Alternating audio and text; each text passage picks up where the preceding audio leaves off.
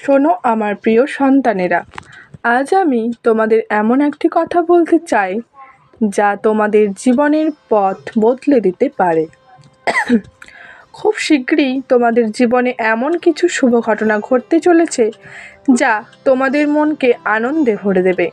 এটা কোনো সাধারণ সময় নয়, এটা সেই সময় যখন মহাবিশ্ব তোমাদের জন্য আশীর্বাদ নিয়ে আসছে। তাই মনোযোগ দিয়ে শোনো আর এই বার্তাটি শেষ পর্যন্ত গ্রহণ করো, কারণ মাঝপথে থেমে গেলে তোমরা সেই সুযোগগুলো মিস করতে পারো যা তোমাদের জন্য নির্ধারিত।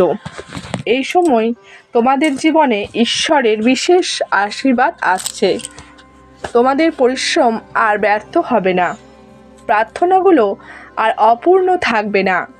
যে পথগুলো এতদিন অন্ধকারে ঢাকা ছিল সেগুলো এখন আলোকিত হতে শুরু করবে।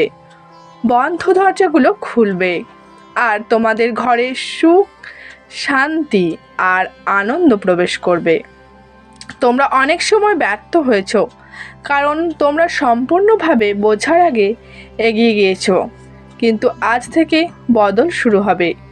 যদি ধৈর্য আর বিশ্বাস রাখো তাহলে তোমাদের জীবনে ইতিবাচক পরিবর্তন আসবে।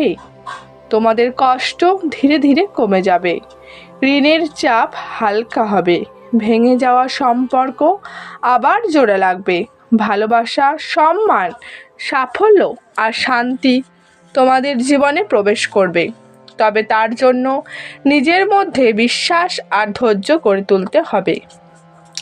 মনে রেখো, তুমি একা নও। তোমার প্রতিটি নীরবতা, প্রতিটি কষ্ট, প্রতিটি অশ্রু সবই ঈশ্বর জানেন। যখন তুমি ক্লান্ত হয়ে পড়ো তখনও তিনি তোমার পাশে থাকেন এবং তোমাকে শক্তি দেন। তোমার গতি ধীর নয়, এটা সঠিক সময়ে এগোন। ধন্যবাদ।